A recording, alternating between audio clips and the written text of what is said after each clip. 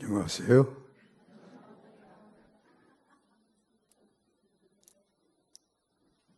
오늘 어버이 주일을 맞이해서 제가 준비한 말씀은 오랜 세월 하나님과 함께 살아온 한 어버이의 간증이고 신앙 고백이라고 오늘 말씀을 들으시면 되겠습니다.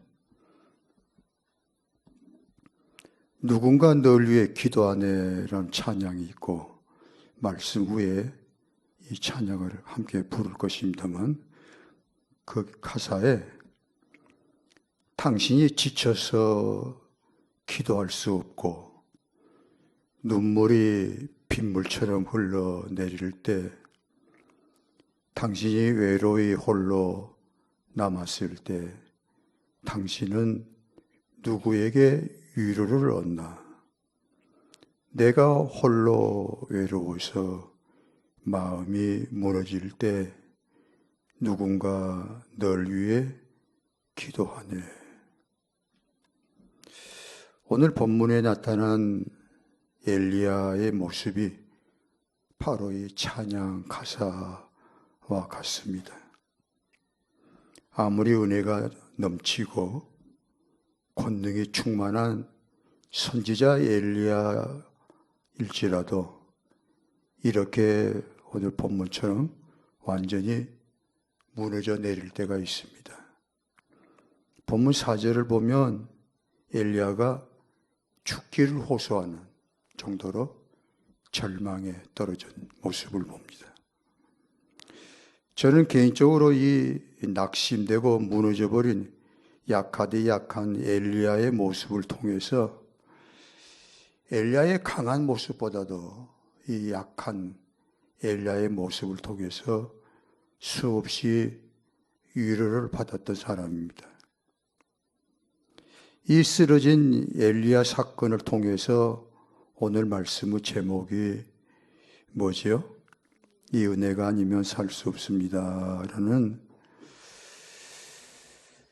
진리라고 할까, 사실을 저의 삶 속에서 수없이 확인하고 절감하고 요즘 특별히 더 정말 하나님의 은혜가 아니면 한시도 살 수가 없구나 하는 절감을 하고 있습니다. 이 은혜가 아니면 살 수 없습니다 라는 이 고백에서 말하는 이 은혜가 어떤 은혜일까요? 이 엘리야 사건을 통해서 하나님께서 저에게 보여주신 모습은 불덩어리 같아요. 이 은혜. 한마디로 말하면 사람 노릇하고 살아라고 주신 은혜를 말합니다. 좀 하나님의 자녀답게 살라고 아버지 되신 하나님의 간절한 마음이 담겨져 있는 은혜입니다. 두 가지인데 하나는 강한 엘리야, 충만한 엘리야, 하나님이 맡겨주신 사역을 성취하고 감당하는, 그래서 하나님께 영광을 올려드리는 그런 엘리야. 특히 오늘 본문 앞에 열왕기상 18장에 유명한 사건이 기록되어 있죠. 갈멜 산상의 대결. 바알이 하나님이냐 여호와가 하나님이냐 결판내자 하는 무시무시한 대결의 장에서 살아계신 하나님의 영광을 드러냈던 그처럼 놀라운 사역을 성취한 엘리야가 어떻게 됐는지 모르지만 갑자기 무너집니다. 그런 엘리야가 이렇게 위토록 형편없이 약하고 무너져 버리는 그 부분이 가슴이 아파요. 가슴이 저립니다. 왜 그럴까? 또 하나의 은혜는 이렇게 형편없이 무너지고 약해지고 바닥까지 내려가 버린 엘리야를 다시 세워주시는 손길. 하나님의 어루만져 주시는 은혜, 이 부분이 너무 좋은 거예요. 너무 감사하고. 결국 이 엘리야의 이야기는 바로 내 이야기고, 날마다 이 은혜 가운데 사는 내 이야기고, 또 우리 모두의, 오늘 예배 참여하신 우리 모두의 이야기입니다. 오늘 말씀이 많은 위로와 치유가 되시기를 축원합니다. 그럼 자, 첫 번째 은혜를 보겠습니다. 어찌하여 그토록 강하고 충만한 엘리야가 순식간에 형편없이 무너져 버리느냐. 이 부분, 이 은혜가 아주 엄중합니다.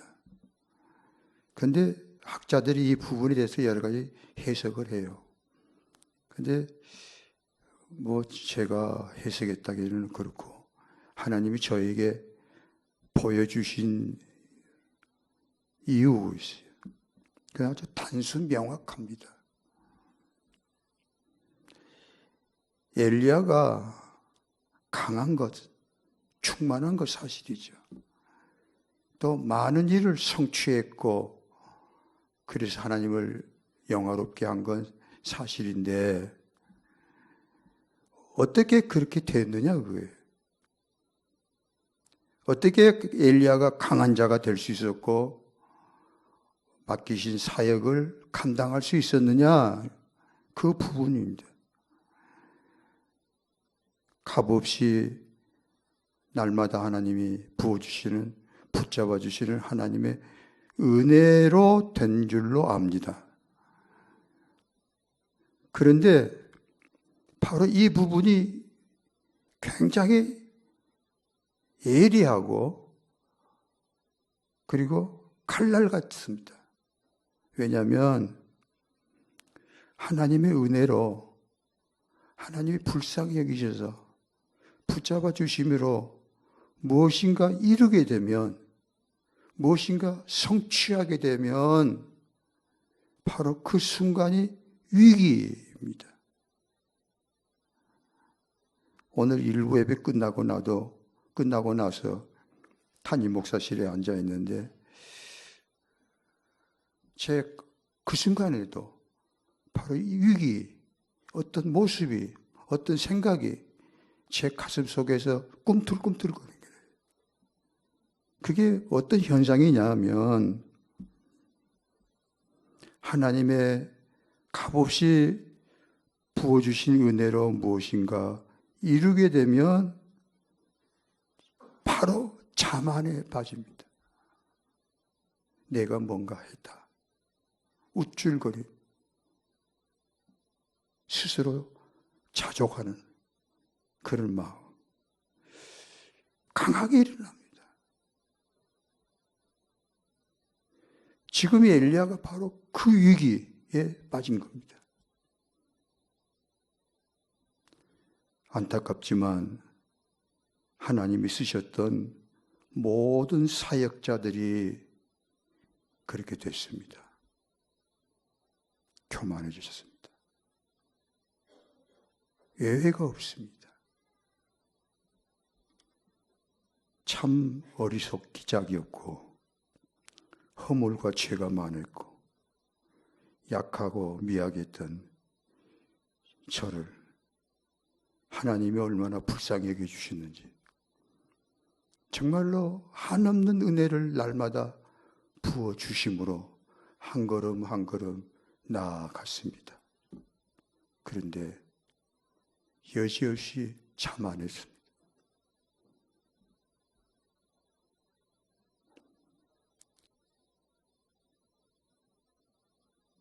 바울 사도까지, 심지어 하나님의 종 바울 사도도 이 부분에서 피를 토하는 처절한 고백을 하고 있습니다. 고린도서 12장 7절 말씀을 같이 큰 소리로 읽으시겠습니다. 여러 계시를 받은 것이 지극히 크므로 너무 자만하지 않게 하시려고 내 육체에 가시고 사탄의 사자를 주셨으니 이는 나를 쳐서 너무 자만하지 않게 하려 하심이라.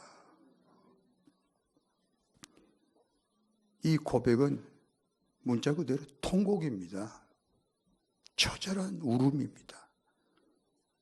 나 바울이, 나 같은 큰 죄인이 이런 만극한 은혜를 받았는데 더 겸비해지고 더 낮아지고 더 성결해져야 하거늘 나는 그렇지 못했다고, 자만했다고. 그냥 자만한 게 아니라 너무 자만했다고. 이건 울음입니다.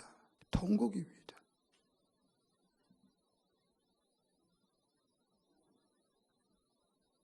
그래서 하나님은 사랑하는 자녀들이, 사랑하는 종들이 자만에 빠질 수밖에 없지만 그 빠져든 자만에서 건져 주시려고, 살려 주시려고 또 다른 은혜를, 엄중한 은혜를 또 부어 주시는데 바로 그 은혜를 말합니다. 그림을 모양을 낸다면 이 손수건을 제가 붙잡고 있죠. 공중에 뜨도록 되게 해주죠. 이 손수건 자체의 힘이 아닙니다. 이건 상식입니다. 내 손이 이 손수건을 붙잡아 주고 있습니다. 그래서 공중에 뜰 수 있습니다.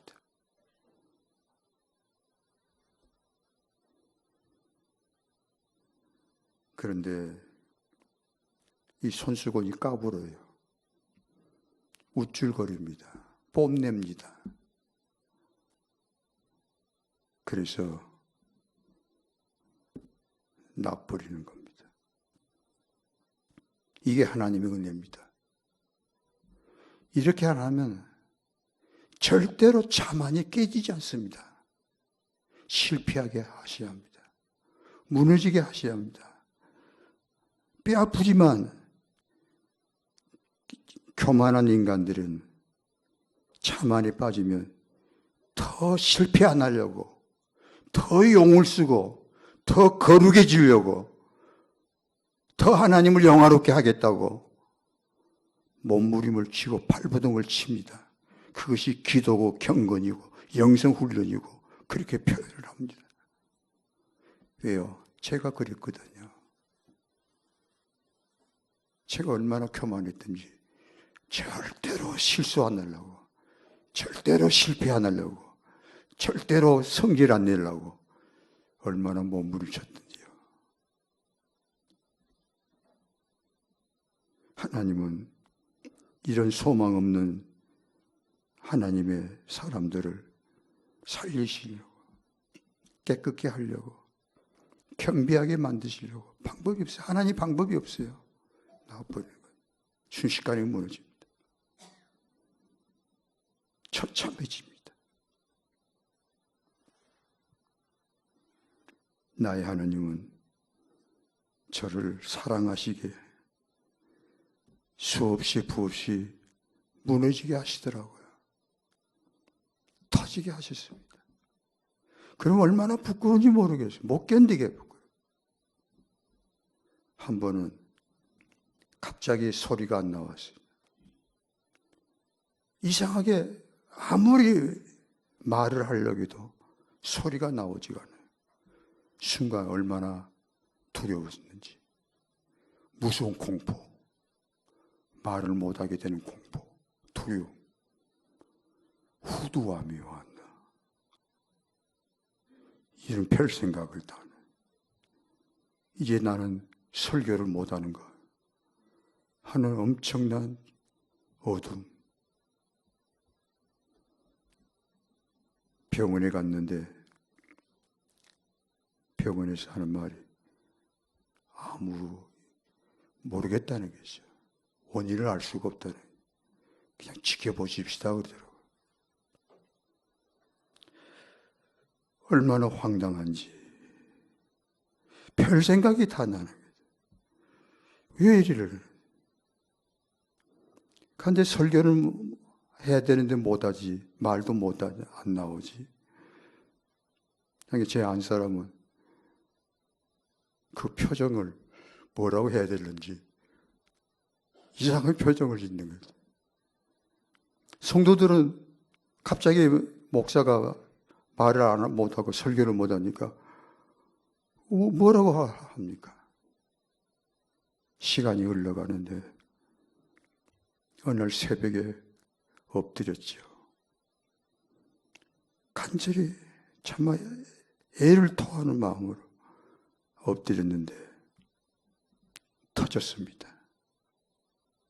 터졌다니까 말이 터졌단 말이 아니고 저 밑바닥에서 뜨거운 용암 같은 뜨거움이 올라오면서 터져나오는 회개가 터져나오더라.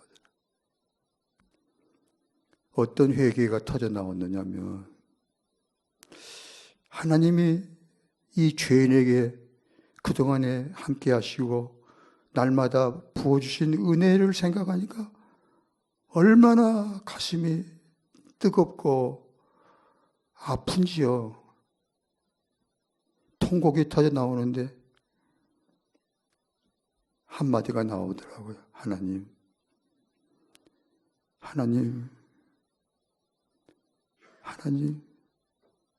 이것으로 끝내도 더 이상 하나님 말씀을 전할 수 없게 될지라도 하나님, 지금까지 베푸신 은혜가 너무 크오니 이것으로 끝날지라도 감사하겠습니다. 그런 회개가 나오더라고요. 보통 때는 그런 회개를 못하죠. 진정으로 그랬습니다. 하나님 감사합니다. 그런데 이상한 일이 일어났습니다. 그렇게 나오지 않던 목소리가 툭 터졌어요. 이상하시다. 어찌 아멘도 안 해주실까?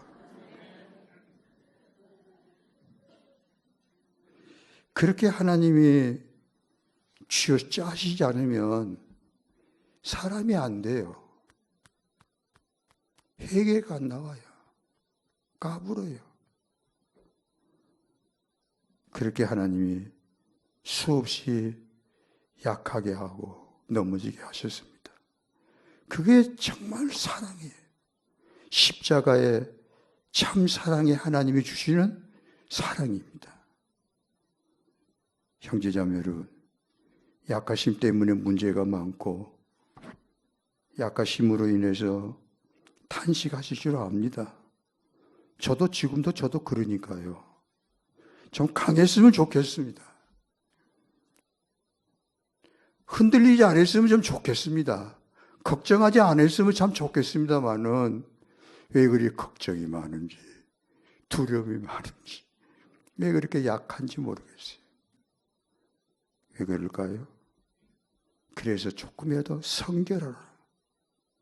맑은 샘물처럼 되라고.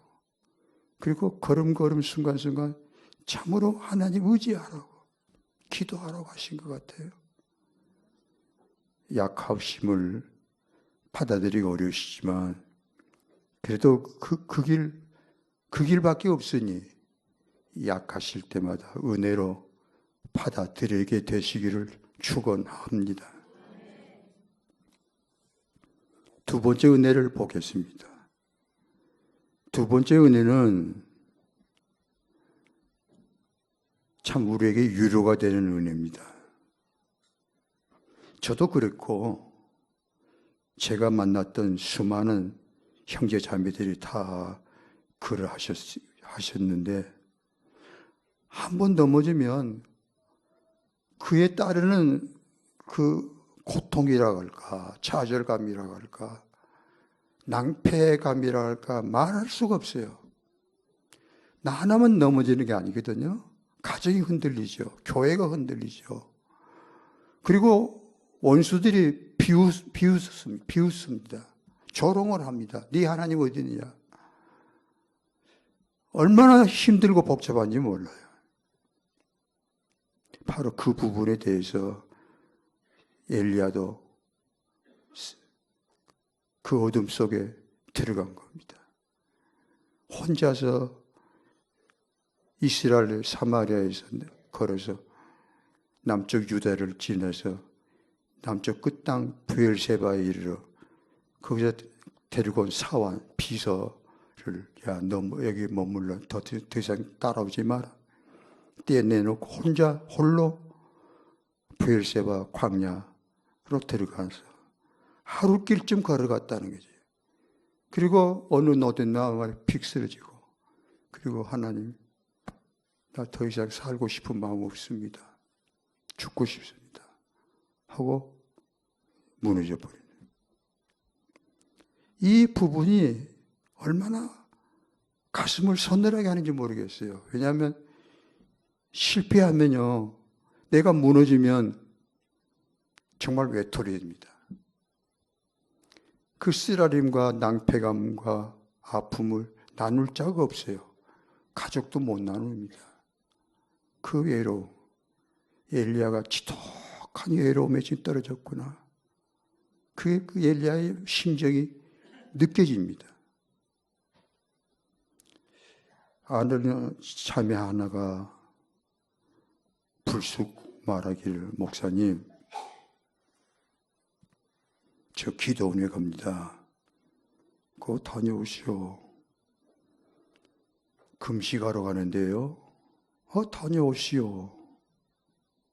그리고 헤어졌습니다. 한 열흘쯤 지냈는데 그 자매가 기도원에서 편지를 보내왔어요. 열어보니까 내용이 이렇습니다. 목사님,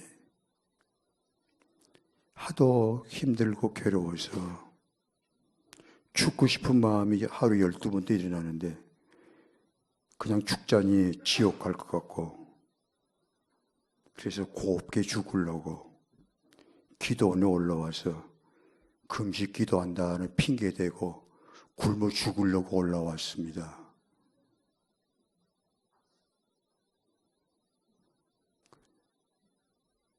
그런데 목사님, 하나님께서 죽지 말라고 하세요.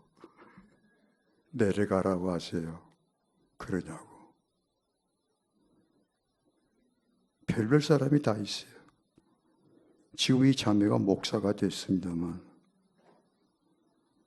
엘리야의 심정, 엘리야의 외로움, 엘리야의 눈물이 바로 그렇습니다. 브엘세바 광야, 아드간 광야에 쓰러지는 한 남자, 외로운 선지자, 누구도 함께할 수 없는 시간, 지독한 고통, 고독, 외딴 섬 같은 외로움 속에 있는 엘리야.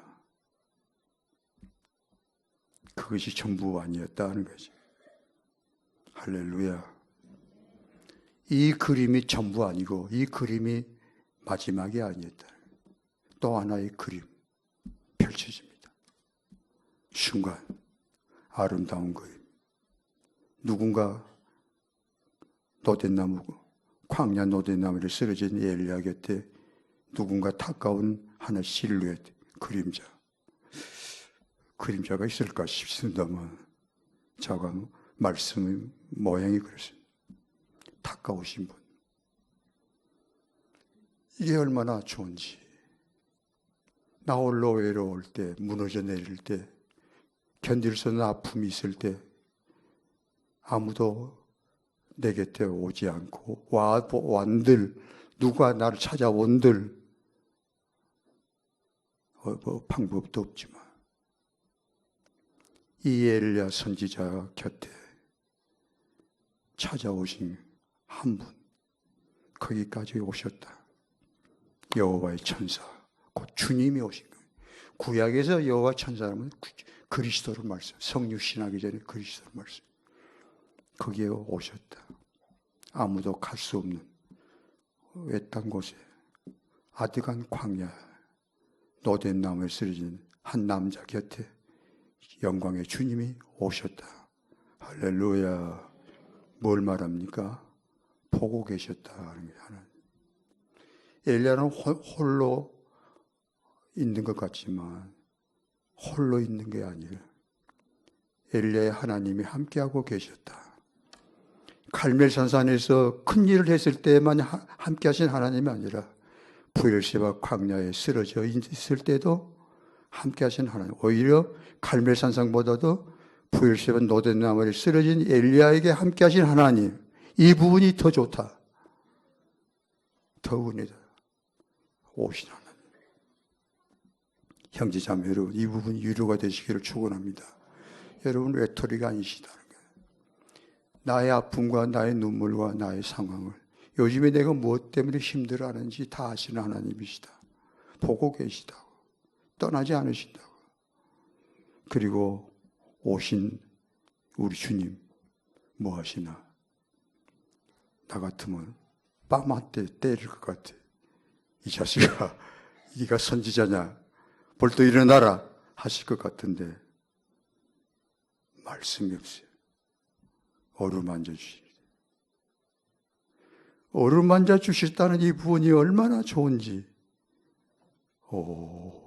하나님, 나의 약함을 아시면서도 굳지 아니하시고 나의 눈물을 닦아주시는 하나님,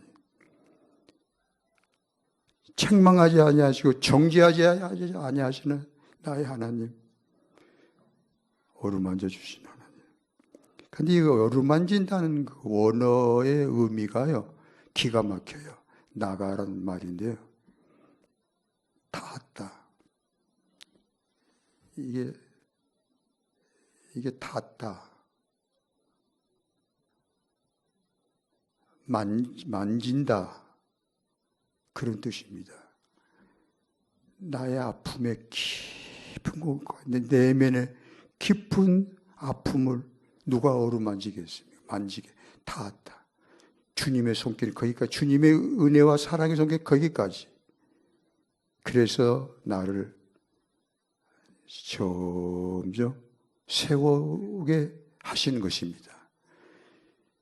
그런데 저같이 강팍한 뻣뻣한 인간은요, 주님이 오셔서 수없이 어루만지세요. 안 가시고.